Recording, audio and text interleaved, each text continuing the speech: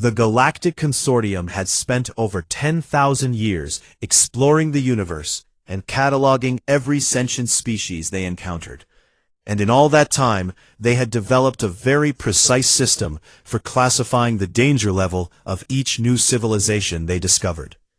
The system worked perfectly and helped maintain peace across hundreds of star systems. So when their long-range sensors detected radio signals coming from a small yellow star in an unremarkable corner of the galaxy, they followed their standard protocols without any sense of urgency or concern. Ambassador Velkarith of the Thasian species was chosen to lead the first contact mission, because his people were known for their calm temperament and their ability to assess new species without provoking conflict. The Thasians were tall and slender beings, with pale blue skin that seemed almost translucent in certain lighting, and their large dark eyes had evolved over millions of years on their dim homeworld where the sun barely provided enough light to see. They were a peaceful species, herbivores by nature, and they had never understood the violent tendencies that some carnivorous species displayed. The survey vessel Luminous Herald dropped out of faster-than-light travel at the edge of the Sol system and began its slow approach toward the third planet from the sun. A blue and green world that the locals apparently called Earth. Velkarith stood at the observation window and watched as the planet grew larger in his view, and he felt a strange sense of unease that he could not explain. Something about this world seemed different from the thousands of others he had visited during his long career. Commander Jake Morrison was waiting aboard the orbital station Genesis when the alien vessel arrived, and he had spent the previous 3 days preparing his crew for this historic moment. Jake was a tall man with short brown hair and a square jaw, and he had served in Earth's United Defense Fleet for 15 years before being assigned to lead humanity's first official contact with extraterrestrial life. His science officer, Dr. Lisa Warren, stood beside him as they watched the alien ship dock with their station. "They look nervous," Lisa observed, as the first Thasians stepped through the airlock and into the station's reception area.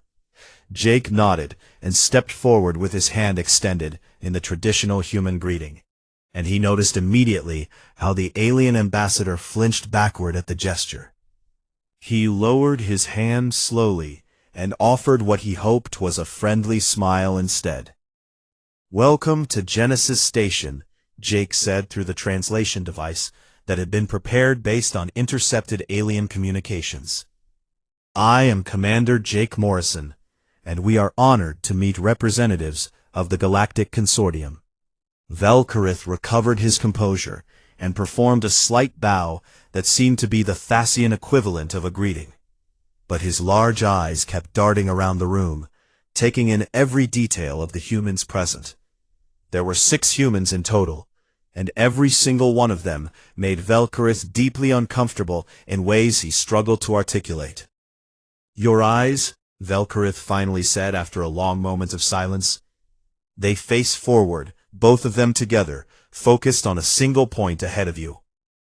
Lisa exchanged a confused glance with Jake before responding, "Yes, that is how human eyes are positioned." "Is there something unusual about that?" Velkarith's translator processed his response with a slight delay. "Forward-facing eyes are a characteristic of predator species.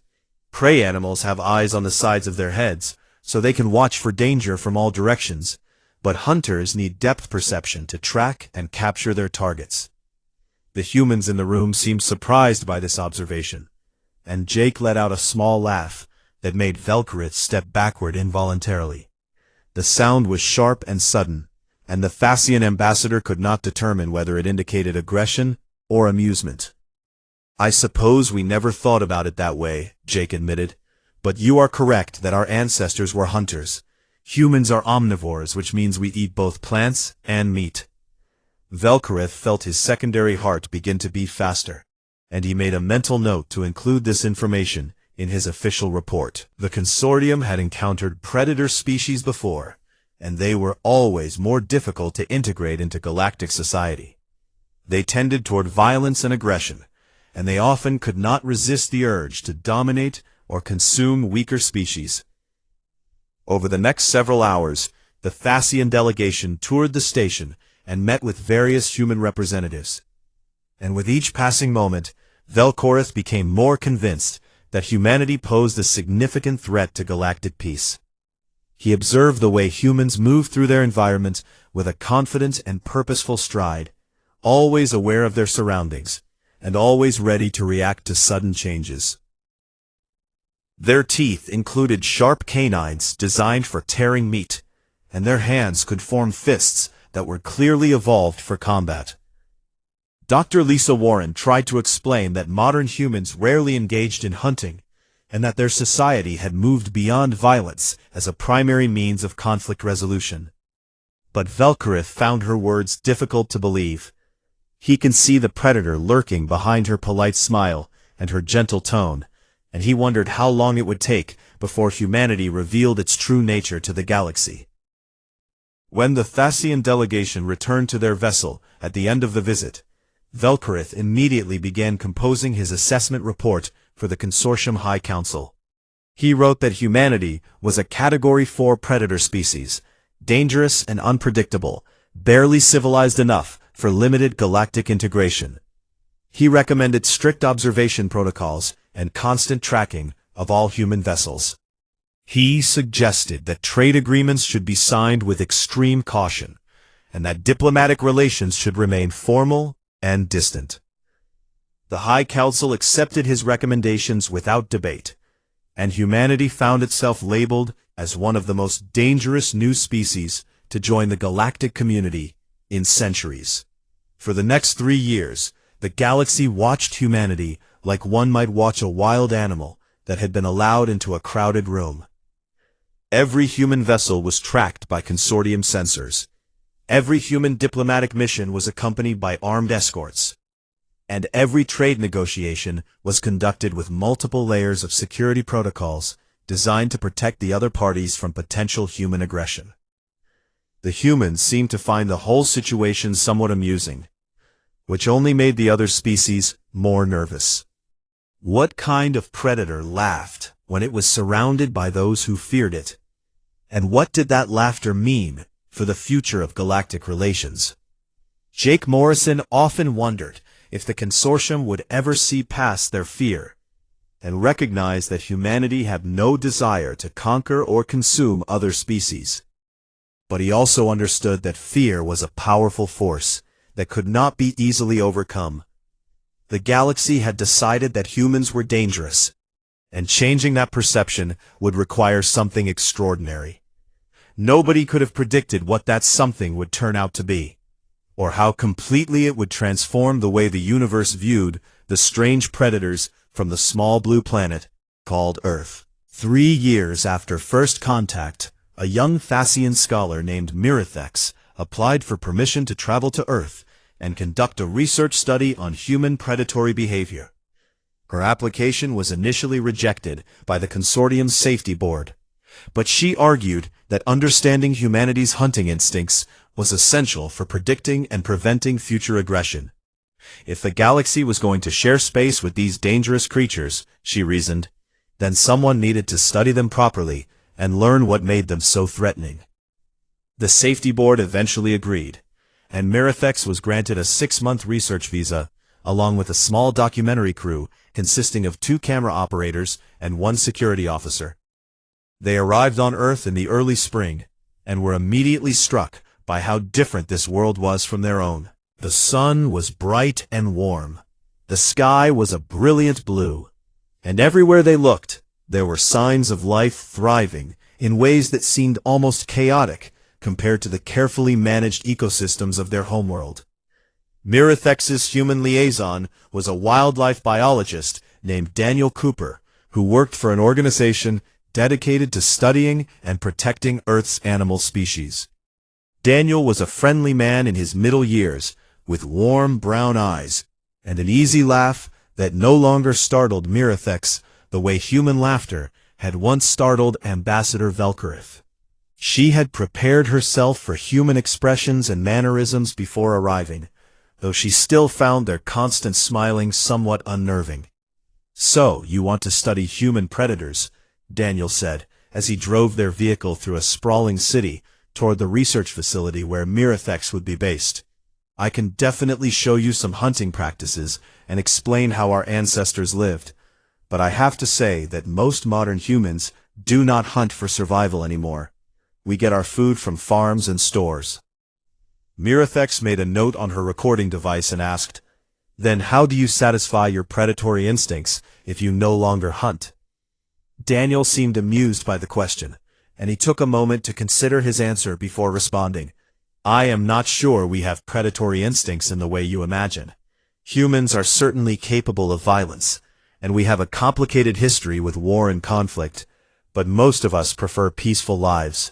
We work jobs, spend time with our families, watch entertainment programs, and try to find happiness in small everyday moments." This did not match what Mirathex had expected based on the consortium's reports, and she found herself wondering if Daniel was being completely honest with her, or if he was simply telling her what she wanted to hear. Predator species were known for their cunning and their ability to deceive prey, after all. They arrived at the research facility, and Mirathex began setting up her equipment, while Daniel introduced her to the other scientists who worked there. One of them was a zoologist named Katie Vance, who specialized in large predatory animals. And she seemed particularly interested in Mirathex's research project. "You want to understand why the galaxy considers humans dangerous," Katie said, as she helped Mirathex adjust her camera for the different light conditions on Earth. "But I think you might be approaching this from the wrong direction. Humans are not really the predators you should be worried about." Mirathex paused her work and turned to face Katie with a confused expression. "What do you mean by that?"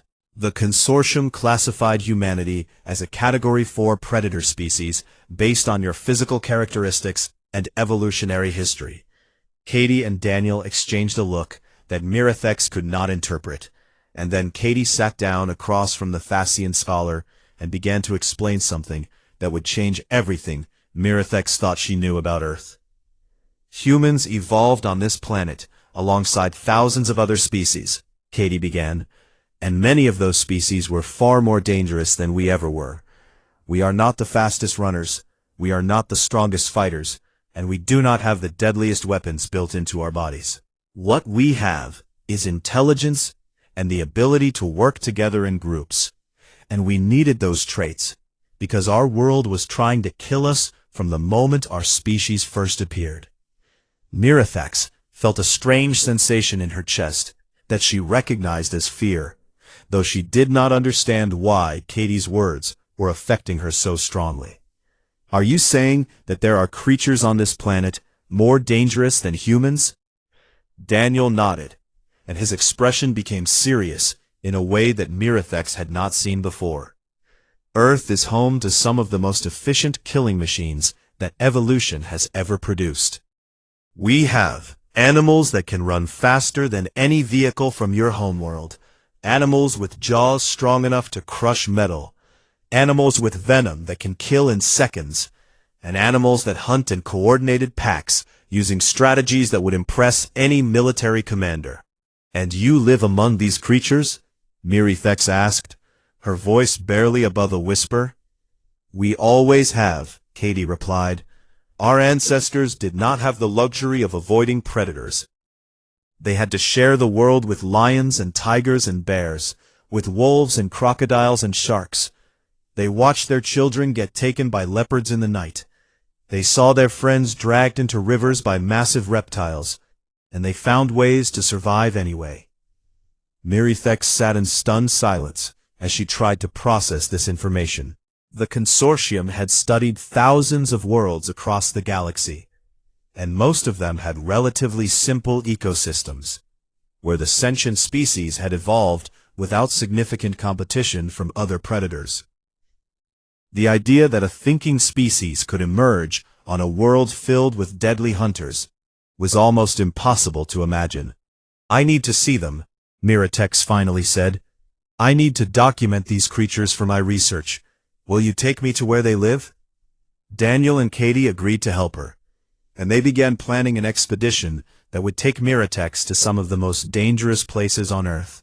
She would visit the African savanna, where lions ruled, the northern forests, where wolves hunted in packs, the tropical rivers, where crocodiles waded beneath the surface, and the deep oceans, where sharks had been perfecting the art of killing for hundreds of millions of years. As they made their preparations, Miratex found herself looking at Daniel and Katie with new eyes. These humans were not the apex predators she had been sent to study. They were survivors, the descendants of creatures that had learned to live in a world that wanted them dead.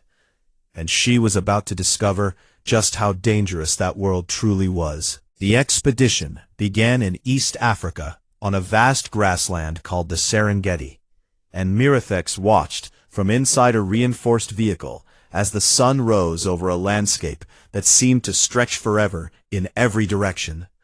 The grass was golden and dry, and herds of animals moved across the plain in numbers that made Miratex dizzy to count. There were thousands of creatures here, maybe millions, all of them living and dying according to rules that had been written long before humans ever existed. "Those are wildebeest," Daniel explained, as he pointed toward a massive herd that was crossing a distant river. "And those long-necked ones are giraffes. The striped ones are zebras. They are all prey animals, which means something hunts them." Miratex trained her camera on the herd and asked, "What hunts animals that large?" As if in answer to her question, a commotion broke out at the edge of the herd. Animals began running and crying out in alarm, and Miratex saw something moving through the tall grass with terrifying speed and purpose. It was a tawny-colored creature with a massive head and powerful muscles that rippled beneath its fur. And it was chasing a wildebeest with the kind of focused intensity that made Miratex's blood run cold. "That is a lion," Katie said quietly. "The males can weigh over 200 kilograms, and they have claws like curved knives. Their jaws are strong enough to crush bone, and they can sprint at nearly 80 kilometers per hour in short bursts." The lion caught its prey with a leap that seemed to defy the laws of physics, and Miratex watched in horrified fascination as the predator brought down an animal that was larger than any creature on her homeworld. The kill was quick and efficient, and soon other lions emerged from the grass to share in the meal. There were females and cubs, and they all ate together while keeping watch for other threats. "Your translator may have trouble with those measurements," Daniel said gently, "but basically that lion is larger than me and stronger than any machine we brought with us. If we were outside this vehicle right now, we would be in serious danger." Miratex could not stop her hands from shaking as she recorded the scene. "How can you live on a planet with such creatures? Why did your species not eliminate them?" Katie shook her head with an expression that Miratex interpreted as sadness. "Many humans tried to eliminate them, and we came very close to succeeding. Lions once lived across most of Africa and parts of Asia, but now they only survive in protected areas like this one. We realized too late that destroying these predators would also destroy the balance of our world. So now, we try to protect them instead." Over the following weeks, Daniel and Katie took Miratex to see more of Earth's predators. Each one seemed more terrifying than the last. They traveled to Australia, where saltwater crocodiles lurked in murky rivers. Ancient reptiles that had remained virtually unchanged for millions of years, because evolution had already made them perfect killing machines. These creatures could grow to be 6 meters long, and they could launch themselves out of the water faster than the eye could follow. They flew to South Africa and boarded a boat that took them to a place where great white sharks hunted seals, and Miratex watched in disbelief as a creature from her nightmares burst through the surface of the water with rows of serrated teeth, designed for one purpose only. The shark was as long as their boat, and it moved through the water with a grace that seemed impossible for something so massive. Great whites have been hunting these oceans for 15 million years, Katie explained, and their basic design has not changed because it did not need to. They are perfect predators, efficient and deadly. In the frozen north, Mirathex encountered polar bears, white giants that stalked the ice in search of prey. These creatures could swim for hours in freezing water, and they feared nothing because nothing could challenge them in their domain. A single polar bear could kill a human with one swipe of its massive paw, and yet humans still ventured into polar bear territory to conduct research and exploration. The wolves were perhaps the most unsettling because they reminded Mirathex of the way humans behaved. They hunted in coordinated packs, communicated with each other through sounds and body language, and showed clear signs of intelligence and planning. They could chase prey for hours without stopping, wearing down animals that were faster than them through sheer persistence and teamwork. Wolves are endurance hunters, Daniel said, as they watched a pack resting after a successful hunt. And so were our ancestors. Humans cannot outrun most prey animals, but we can outlast them. We would chase our food until it collapsed from exhaustion, and then we would move in for the kill. It is called persistence hunting, and it is how we survived before we invented better weapons.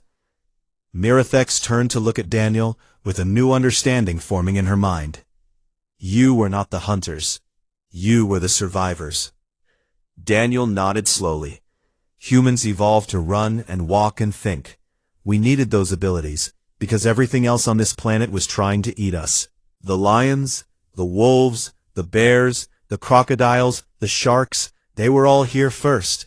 We are the newcomers, who had to find a way to coexist with creatures that saw us as food. Katie added, our ancestors learned to use fire to keep predators away at night. They learned to make tools and weapons to defend themselves. They learned to live in groups because a lone human was easy prey.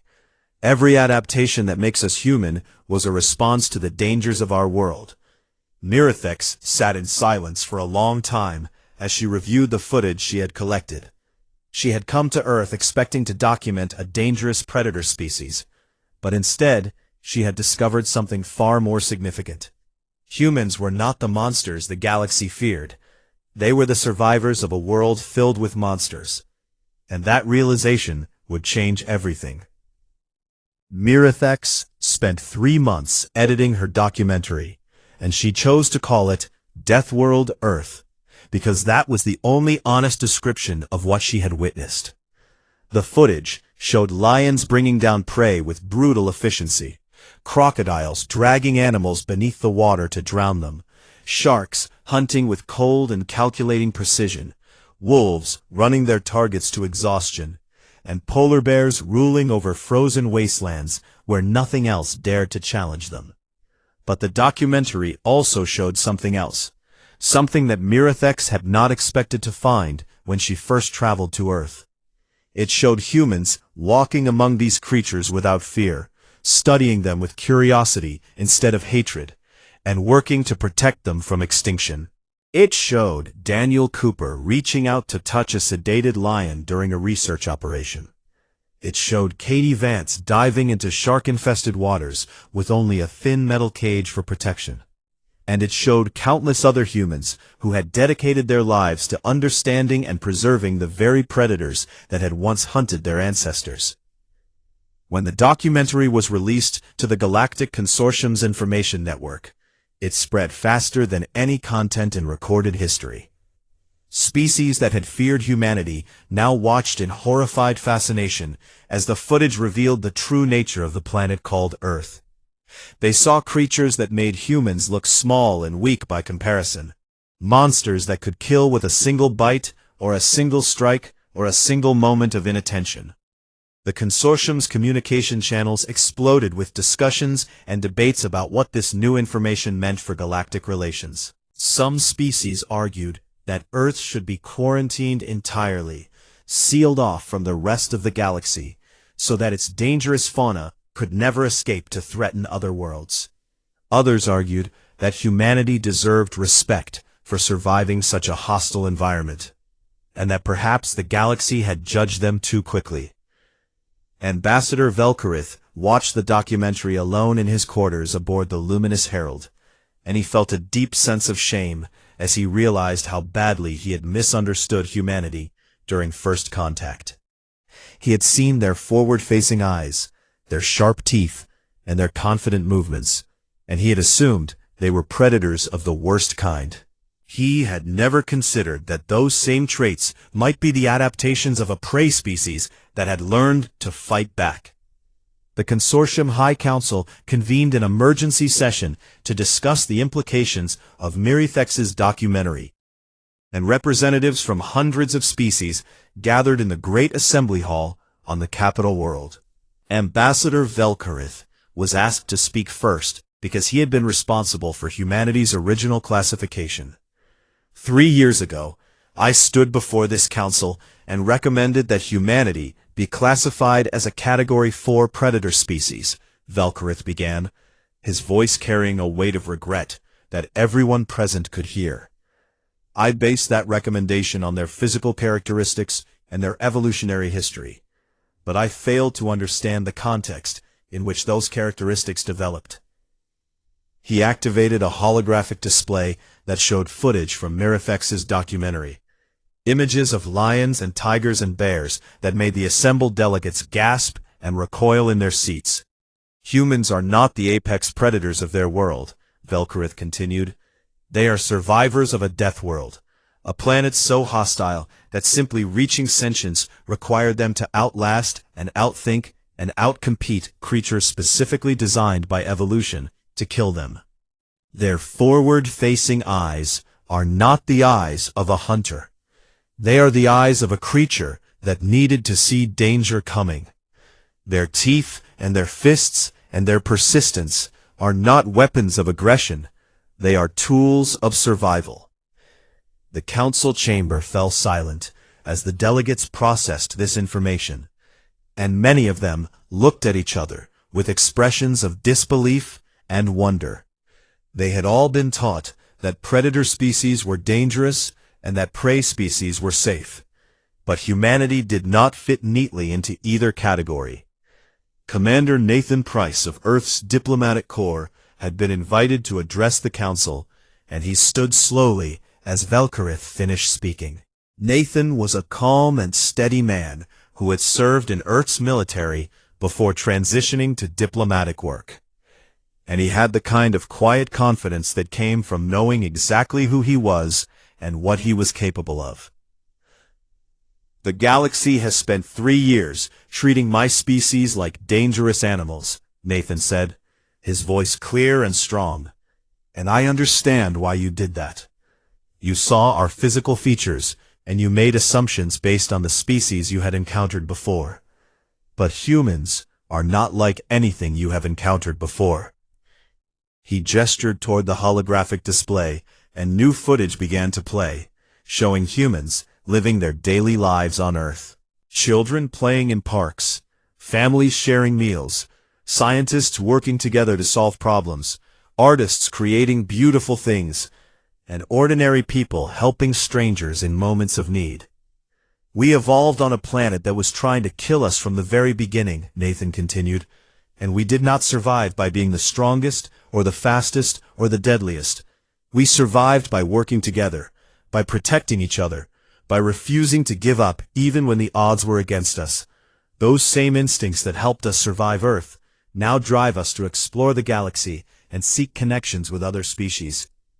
He paused and let his gaze sweep across the assembled delegates, making eye contact with as many of them as he could. Threaten us, and you face a species that survived Earth. We have been fighting impossible battles since before we discovered fire. But stand with us.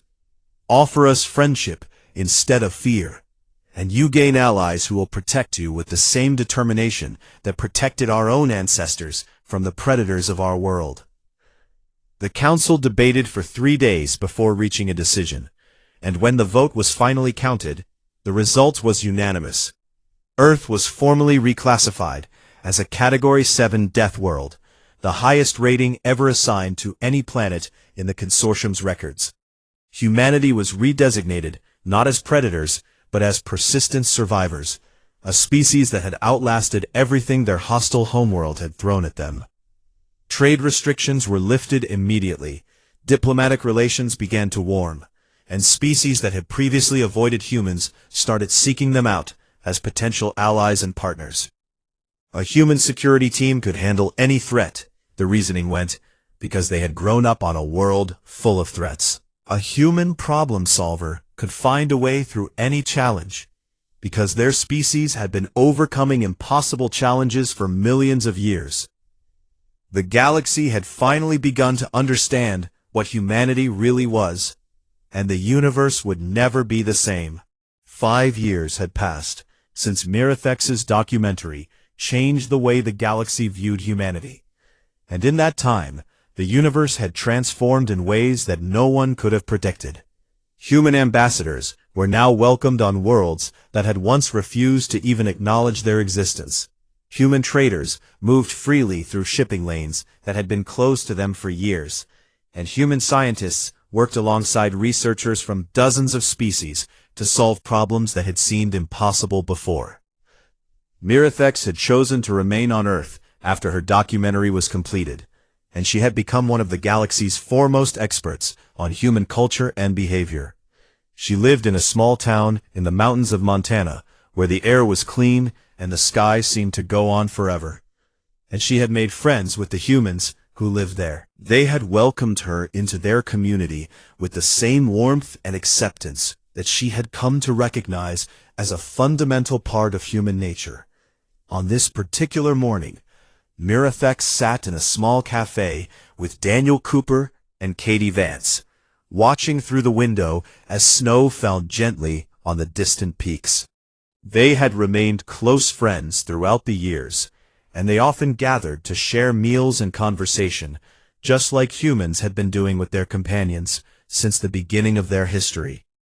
"I have been thinking about something," Mirithex said as she wrapped her long fingers around a cup of warm tea, "and I wanted to ask you both a question that has been on my mind for a long time."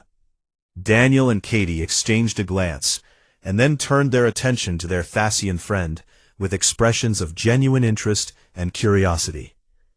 "When I first came to Earth, I expected to find a planet ruled by predators, by creatures that had fought their way to the top of the food chain through violence and aggression.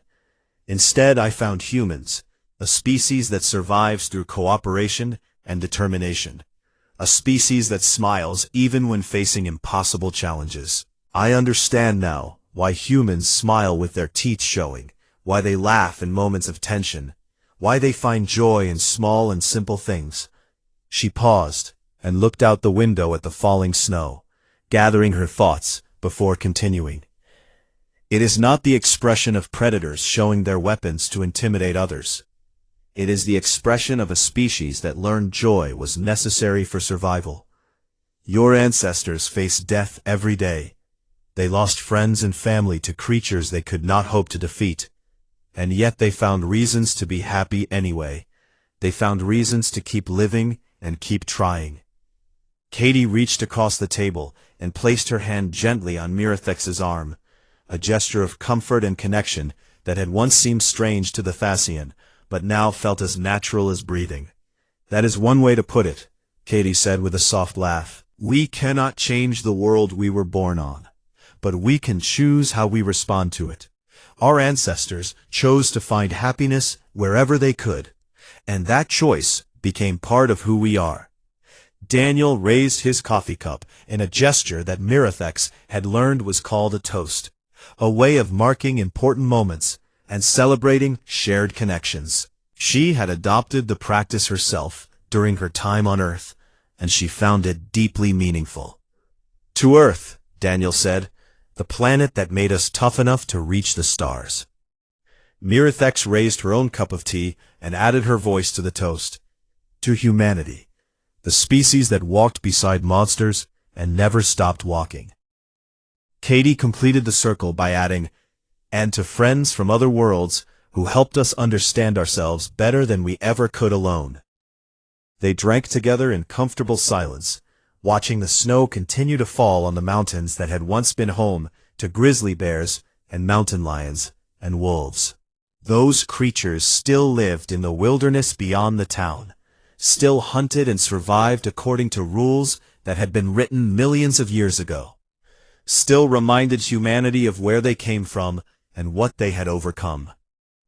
In the years since the documentary, Earth had become a popular destination for tourists from across the galaxy who wanted to see the death world for themselves. They came to watch lions on the African plains, to observe sharks in the deep oceans, to photograph polar bears on the northern ice.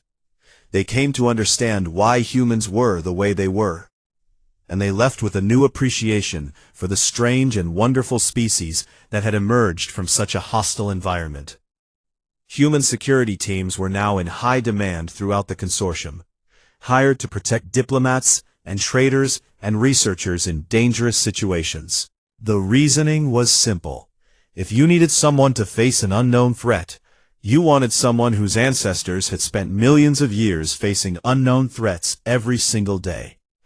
Humans did not panic when confronted with danger, because danger had been their constant companion for as long as they could remember.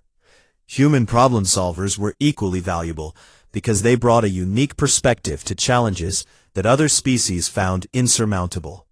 When a Thasian scientist encountered an obstacle, they would typically retreat and reconsider their approach. When a human scientist encountered an obstacle, they would push against it from every possible angle, until they found a way through or around or over. This stubborn determination had evolved on a world that did not reward those who gave up easily.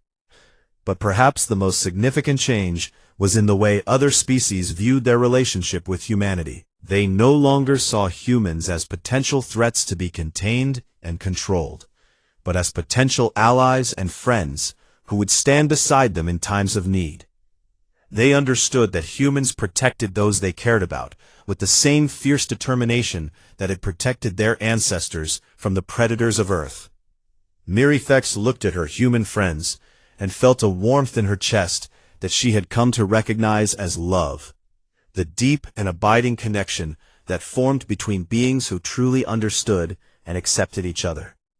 She had traveled across the galaxy to study dangerous predators, and instead she had found a family, a home, and a new understanding of what it meant to survive in a universe that could be cruel and indifferent. Outside the cafe window, a hawk circled overhead in the gray winter sky, hunting for prey just as its ancestors had done for countless generations. Somewhere in the distant mountains, wolves were howling their ancient songs to the falling snow. The great machinery of Earth's predator and prey relationships continued as it had for millions of years, unchanged by the arrival of visitors from other worlds. And humanity, the strange and smiling survivors of the death world, had finally found their place among the stars, not as the galaxy's most dangerous predators, but as the stubborn and adaptable and endlessly hopeful children of a world that had tried to kill them since the beginning of time. They had survived worse than anything the galaxy could offer, and they would continue to survive, continue to explore, continue to reach out in friendship to whatever new species they encountered. Because that was what humans did. They faced the impossible and found a way forward. They walked beside monsters and never stopped walking. They found joy in the darkness and shared that joy with anyone willing to accept it. The galaxy had feared humanity once, but now it understood. Humans were not monsters to be avoided. They were survivors to be admired, allies to be cherished, and friends to be treasured. And the universe was better for having them in it.